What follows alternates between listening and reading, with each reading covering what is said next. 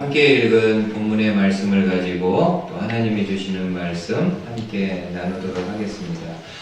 오늘은 사순절 5번째 주일이 되는 날입니다. 사순절 기간 동안에 예수님의 그 고난과 좀 관련이 있는 내용들을 함께 보고 있는데 오늘도 함께 좀 그 말씀을 나누도록 하겠습니다. 여러분 한번 말씀을 좀 하나 보시죠. 시편 2편의 말씀인데 시편 2편의 전체 내용은 세상 왕들이 하나님과 하나님이 기름 부은 자를 대적하나 결국에 그들의 마지막 모습은 멸망임을 말씀을 해주고 있습니다. 한번 1절과 2절 보세요. 어찌하여 이방 나라들이 분노하며 민족들이 헛된 일을 꾸미는가? 세상의 군왕들이 나서며 관원들이 서로 꾀하여 여호와와 그의 기름 부음 받은 자를 대적하며. 여러분, 이 말씀은 하나님의 기름 부음을 받은 예수 그리스도에게 그대로 일어나게 됩니다. 예수님의 순환 이야기, 예수님의 고난 이야기를 보면은 예수님이 세상 왕과 또 관원들로부터 많은 고난과 박해를 받는 장면들이 나오는데 아마 가장 대표적인 사람은 헤롯 왕과 빌라도 총독을 꼽을 수 있을 겁니다. 빌라도에 대해서는 많이 그래도 이야기가 좀 되었기 때문에 오늘은 여러분들과 함께 헤롯과 예수님의 그 모습을 함께 좀 보도록 하겠습니다. 먼저 헤롯 왕이 어떤 사람일까요? 여러분, 본문이 있는 누가복음에서는 헤롯과 관련된 몇 가지 말씀이 있는데 그 중에 한번 이 말씀을 보도록 하겠습니다. 누가복음 3장 한번 보세요. 19절에 이런 말씀이 있습니다. 분봉왕 헤롯은 그의 동생의 아내 헤로디아의 일과 또 자기가 행한 모든 악한 일로 말미암아 요한에게 책망을 받고 그 위에 한 가지 악을 더하여 요한을 옥에 가두니. 여러분, 먼저 헤롯은 어떤 왕이라고 이야기하나요? 분봉왕이라고 이야기합니다. 이 분봉왕의 원뜻은 쿼러, 한 나라의 4분의 1 지역을 맡아서 다스리는 왕을 이야기를 합니다. 헤롯의 아버지 헤롯 대왕이 죽은 다음에 헤롯 대왕이 다스렸던 이 팔레스틴 지역을 그의 아들들이 조각조각 나누어서 다스리게 됩니다. 그 중에 갈릴리 지역은 누가 다스렸는가 하면은 헤롯 대왕의 아들 중에 헤롯 안티파스라는 사람이 갈릴리 지역을 다스립니다. 오늘 본문에 나오는 헤롯을 이야기를 합니다. 그리고 이 헤롯은 불미스러운 일을 행했다고 하는데 어떤 불미스러운 일인가요? 여기 본문에 나와 있는 것처럼 본인의 이복 동생의 아내인 헤로디아를 자신의 아내로 취합니다. 아주 폐역한 일이죠.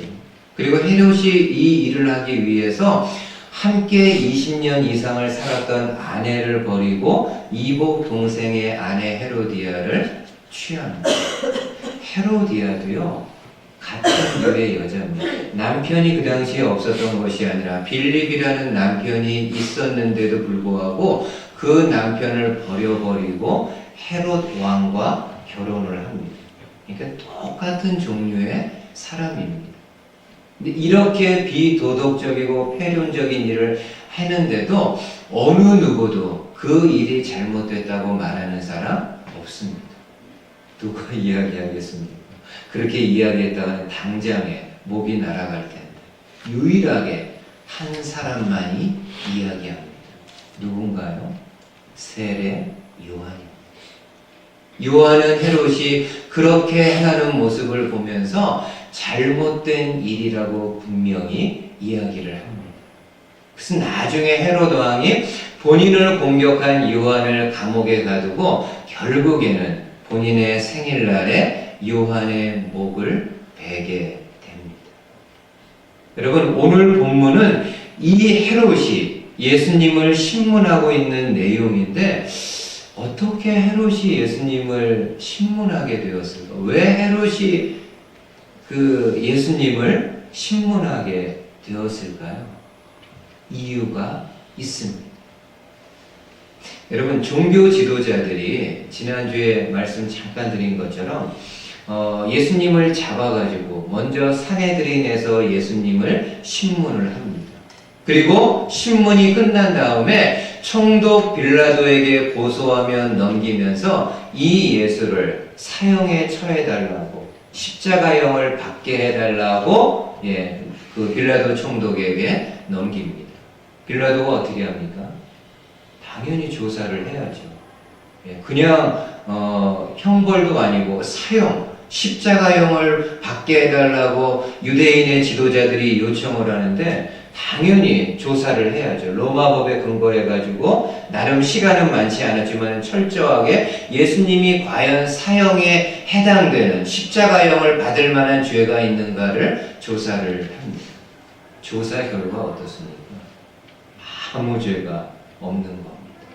다른 일반 죄도 아니고 사형이나 십자가형을 받을 만한 그 어떤 죄가 없음을 빌라도가 알고 사람들에게 선언합니다. 내가 예수를 조사해 봤는데 그 어떠한 죄도 발견하지 못했음을 이야기합니다. 종교 지도자들과 사람들이 들고 일어납니다. 무슨 소리냐? 이 예수는 로마 정부를 향해서도 반란을 도모했던 사람이다. 이 예수는 갈릴리 지역에서부터 백성들을 선동했고 이 예루살렘까지 와가지고 백성들을 선동하며 백성들을 소욕해 하고 있다라고 이야기합니다. 빌라도가 가만히 이야기를 들어보니까는 예수가 갈릴리 출신이라는 것을 알게 됩니다. 그래서 이야기하죠. 예수가 갈릴리 사람이냐고. 그러면 당연히 그 갈릴리 지역의 분봉왕인 헤롯 안티파스에게 보내져서 신문을 받아야 되는데 마침 그 헤롯 왕이 예루살렘에 와 있으니까는 이 예수를 헤롯에게 넘기라고 이야기를 합니다. 그래서 전혀 생각지도 않게 예수님이 헤롯 왕 앞에 가서 신문을 받게 되었습니다. 여러분, 예수님을 신문할 기회를 얻은 헤롯은 반응이 어땠을까요? 한번 오늘 본문 이제 보십시오. 8절 한번 보세요. 8절에 헤롯이 예수를 보고 매우 기뻐하니 이는 그의 소문을 들었으므로 보고자 한 지 오래였고 또한 무엇이나 이적 행하심을 볼까 바랐던 영혼. 여러분, 헤롯은 예수님을 보고요 매우 기뻐했다. 그냥 기뻐한 것도 아니라 아주 크게 매우 기뻐했다라고 이야기합니다.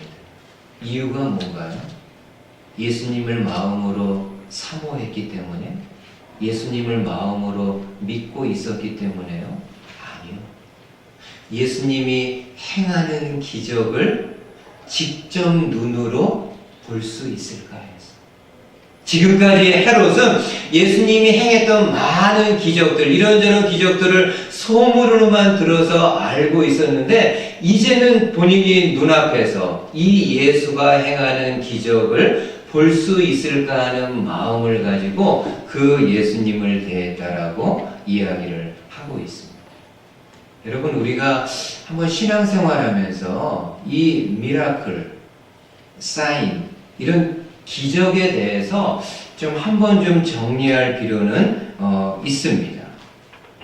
여러분, 복음서에 보면은 예수님이 사람들이 예수님에게 계속해서 기적을 보여달라고 요청을 합니다. 당신이 정말 하늘로부터 온 사람이라고 한다면 그의 벌만은 하나님이 당신을 보내셨다라는 증거로 우리에게 기적과 표적을 보여달라고 요청합니다. 예수님이 안 보여주셨나요? 적지 않게 보여주셨죠. 많은 기적, 어느 누구도 행할 수 없는 하나님만이 행할 수 있는 기적들을 보여주었습니다. 근데 그럼에도 사람들이 끊임없이 우리에게 당신의 말씀보다는 기적을, 표적을 보여달라고 얘기합니다. 그때 예수님이 뭐라고 그들에게 대답합니까? 악한 세대다. 참 악한 세대다. 이 정도 기적과 이 정도 표적이면은 내가 전하는 말이 하나님의 말씀임을 너희들이 믿어야 되는데도, 그럼에도 내 말보다는, 하나님의 말씀보다는 눈에 보이는 기적과 표적만을 구하는 너희들 정말 악하다. 그러면서 예수님이요, 너희들에게는 보여줄 표적은 요나의 표적밖에 없다라고 말씀을 하십니다. 예수님이 그만큼 안타까운 거예요. 여러분, 사람들은 기본적으로 이 신비로운 것에요 관심이 있습니다. 저도 그렇고 여러분들도 마찬가지, 신비로운 거에 관심이 있어요. 그래서 누군가가 기적을 행하거나 누군가가 놀라운 표적을 보여주면은 마음으로나 몸으로 막 환호하면서 그 사람을 뒤따라 가려는 성향이 우리 가운데 있습니다. 근데 정작 하나님은, 성경은 기적에 대해서 우리에게 뭐라고 말씀을 해주실까요? 저는 이번 주간에, 지난 주간에 신명기 말씀을 읽어 나가는 중에 이 말씀을 묵상하게 되었습니다. 한번 보세요, 여러분. 신명기 29장 29절입니다. 외우기도 좋아요. 29장 29절입니다. 한번 잘 보십시오.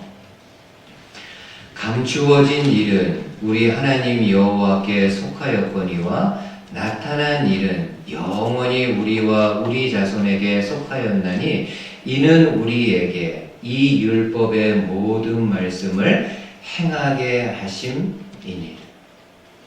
여러분, 감추어진 일은 어떤 것을 이야기할까요? 인간의 이성을 초월하는 미래에 속한 일이며 하나님만이 하실 수 있는 일을 이야기를 합니다. 반면에 나타난 일은 어떤 것입니까? 하나님이 이스라엘 백성들에게 계시로 주신 말씀으로서 너희가 눈으로 보고 귀로 들을 수 있는 하나님의 말씀을 가리킵니다.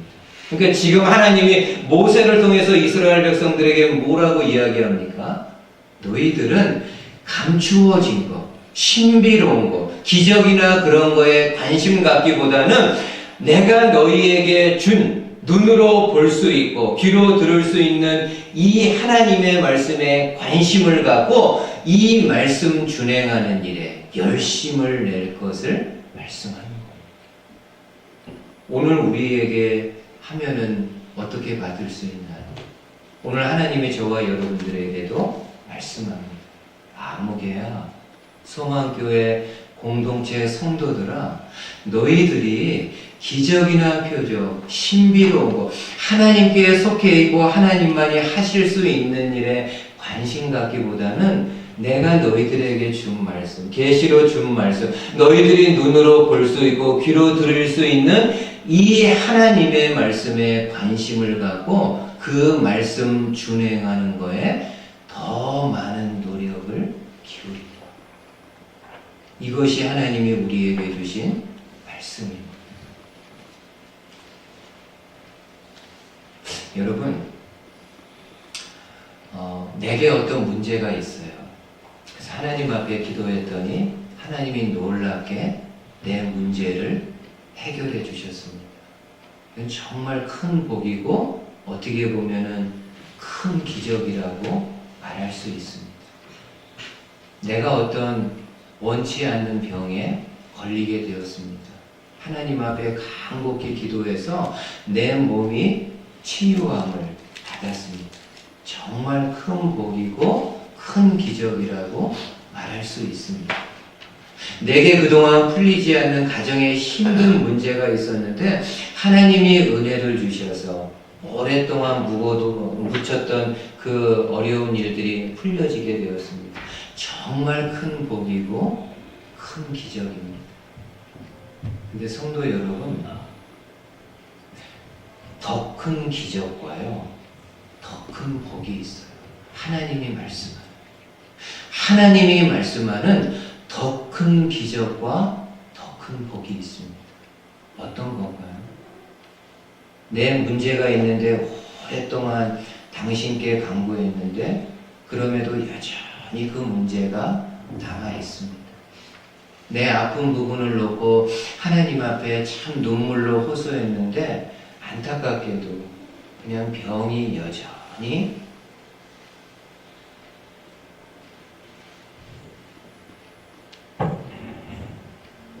내 안에 있습니다.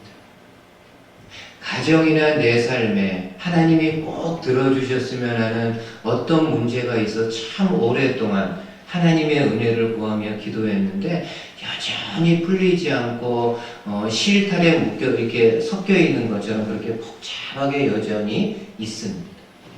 근데 그럼에도 문제가 해결되지 않았고 병이 낫지 않았음에도 불구하고 끝까지 하나님의 말씀을 붙잡고 하나님을 향해서 나아가는 것, 그건 여러분 더 큰 기적이고요, 더 큰 복입니다.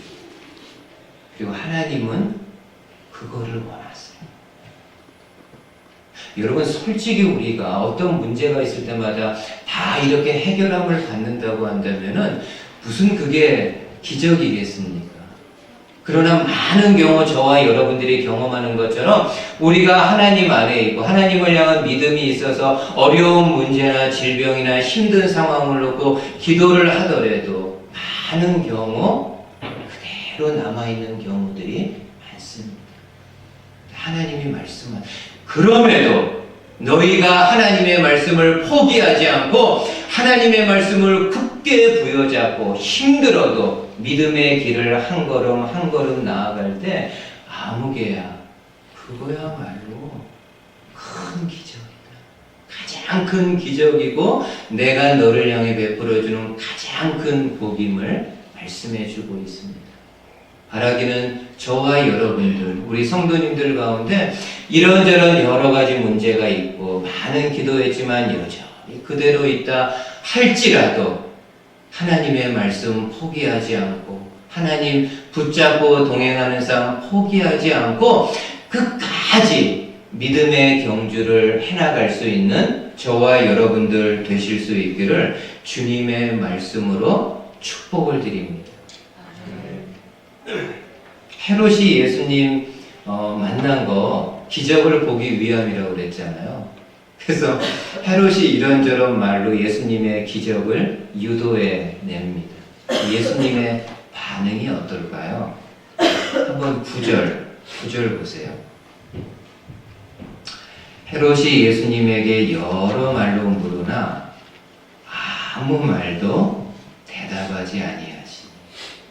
헤롯이 여러 말로 물으나 예수님은 아무 말도 대답하지 않았다. 여러분, 예수님의 이 모습은 두 가지 면에서, 제가 볼 때 두 가지 면에서 그 사람들이 의구심을 가질 수 있습니다. 하나는 기본적으로 사람이 법정에 섰거나, 뭐 서본 경험은 없지만 상식적으로 누군가가 사람이 법정에 섰거나 또 신문하는 자리에 서 있다고 그러면 어떻습니까? 적극적으로 자기 자신을 변호해야죠. 그렇지 않아요? 적극적으로 하여튼간 자신을 변호해야 합니다. 특별히 만약에 죄가 없다고 한다면은 자신의 무죄, 죄가 없음에 대해서 정말 간절한 마음으로 간곡한 할 수 있는 모든 것을 다 동원해서 본인의 무죄를 입증하려고 애를 씁니다. 예수님 지금 어떤 상황입니까? 이미 빌라도가 예수는 죄가 없다라고 선언을 한 상태입니다. 그러면 보통 인간 같으면, 우리 같으면은 헤롯 왕을 만났을 때 나는 정말 너무 억울하게 유대 종교 지도자들로부터 고소를 당해가지고 이런 상황에 처했다. 빌라도도 나의 죄 없음을 인정했고 정말 내가 살아가는 거 한 번도 죄를 지은 적이 없다고 막 헤롯에게요. 이렇게 하소연하거나 본인의 무죄를 입증해야 되는데 예수님은 아무 말씀 안 하셨다. 왜 그러셨을까? 여러분, 예수님의 이 모습은 구약의 이사야 말씀을 우리로 생각나게 합니다. 구약의 이사야 53장에 보면은 이사야 선지자가 예수님이 오시기 한 700년 전에 메시아가 와서 고난받을 장면에 대해서 하나님의 영감으로 기록을 구약에 해놨습니다. 한번 이 말씀 보세요. 이사야 53장 7절에 그가 곤욕을 당하여 메시아가 고난을 당하여 괴로울 때에도 그의 입을 열지 아니하였으며 마치 도수장으로 끌려가는 어린 양과 털 깎는 자 앞에서 잠잠한 양같이 그의 입을 열지 아니하리라. 여러분, 700년 전에 구약의 한 선지자가 하나님의 영감을 받아가지고 700년 후에 메시아가 그리스도가 와가지고 사람들로부터 고난받는 장면을 생생하게 바라보면서 구약에 기록을 합니다. 그 고난받는 모습 중에 어떻습니까? 곤욕을 당하고 괴로울 때에도 그의 입을 열지 않았다. 털 깎는 자 앞에서 잠잠한 양같이 그의 입을 열지 아니했다. 예수님은 구약의 이사야 선지자 하나님의 그 말씀을 지금 당신이 헤롯 왕 앞에서 그대로 말씀을 성취해 나가고 계십니다. 또 다른 하나는 어떤 걸까요? 그럼 여러분, 평소 예수님이 사람들을 만날 때 많이 침묵으로 일관하셨나요? 아니요. 예수님은 정말 말씀하기를 좋아하시는 분이시죠. 그리고 하나라도 더 사람들에게 하나님 나라의 비밀과 신비로운 것을 이야기해서 한 영혼이라도 다시금 하나님께로 돌아오게 하기 위해서 많은 말씀들을 하셨던 분입니다. 심지어는 어떻게까지 하셨나요? 본인을 대적하는 종교 지도자들을 만났을 때도 그들을 향해서 침묵으로 일관하지 않고 그들의 잘못된 생각이나 잘못된 신학을 교정해 주기 위해서 그 종교 지도자들과도 많은 논쟁을 하셨던 분입니다. 근데 왜 이렇게 말을 많이 하셨던 예수님이 정작 헤롯 왕 앞에서는 한마디도 하지 않으셨을까? 저는 묵상하면서 좀 이런 생각이 들더라고요. 기본적으로 지금 헤롯의 마음이 하나님의 말씀을 받을 만한 마음 같지 않습니다. 그렇죠. 지금 헤롯의 마음은 온통 어떤 거에 관심이 있나요?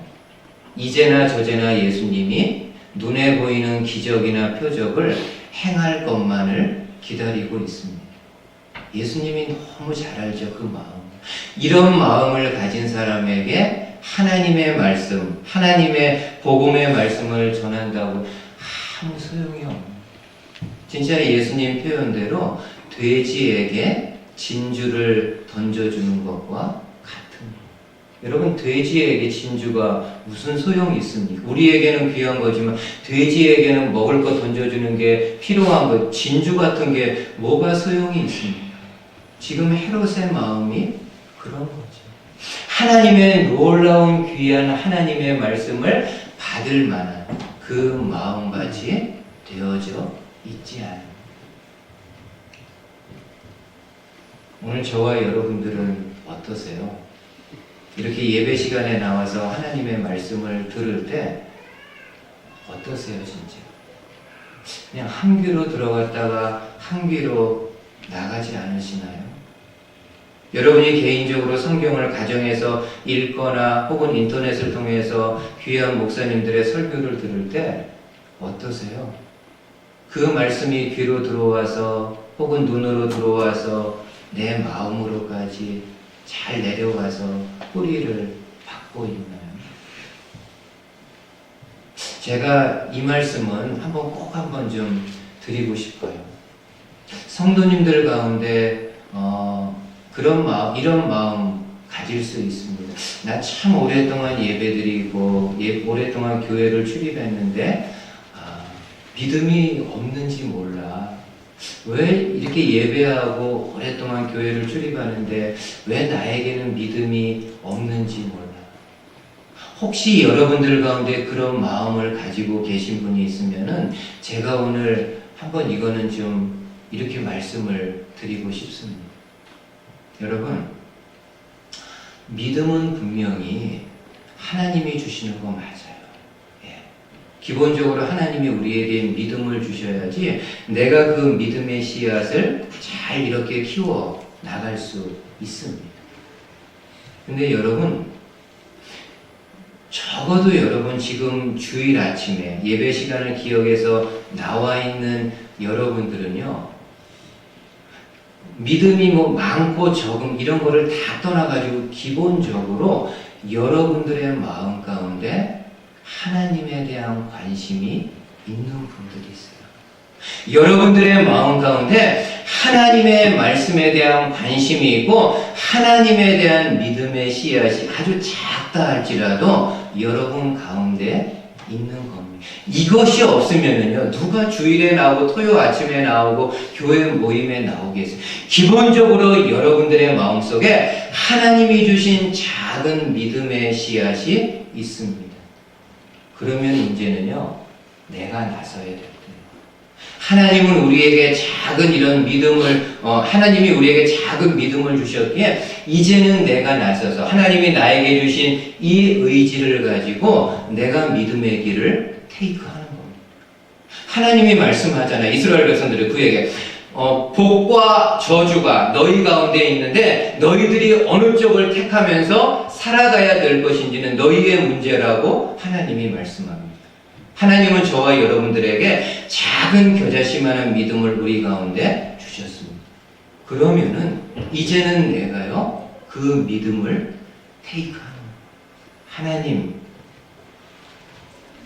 내가 참 부족하지만 부끄러운 모습이지만 작은 믿음이지만은 그래도 하나님의 말씀, 하나님 믿는 것을 택해서 이 믿음을 생활 속에서 오래 걸린다 할지라도 조금씩 당신의 말씀을 준행하는 가운데 이 말씀을 준행해 나가겠습니다. 하면서 하루하루 이렇게 믿음의 길을 걸어갈 때 알지 못하는데요, become Christian. 크리스찬이 되는 겁니다. 좀 이렇게 예를 들어드리면 어떨까요? 1800년대 청교도 작가인 나다나엘 호손이 있습니다. 여러분 잘 아는 사람이에요. 대표작이 어떤 건가요? 주홍글씨죠. 주홍글씨 나다나엘 호손인데 또 다른 그의 많이 알려진 단편 소설이 있습니다. 어떤 건가요?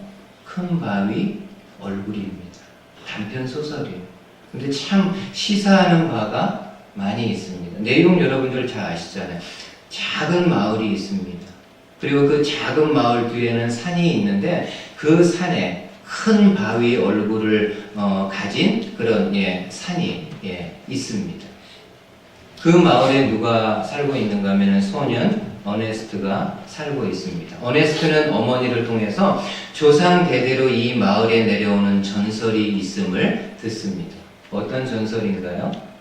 언젠가는 큰 바위 얼굴을 닮은 훌륭한 사람이 마을에 나타날 것이라는 예언입니다. 어네스트는 이 어머니로부터 들은 이 이야기를 마음에 품고 큰 바위 얼굴을 닮은 사람이 언제 올 것인가를 바라는 마음으로 날마다 일어나면 큰 바위 얼굴을 보면서 가난한 어머니를 도와서 성실하게 일하고 또 겸손한 마음을 가지고 하루하루를 살아갑니다. 세월이 많이 지났어요.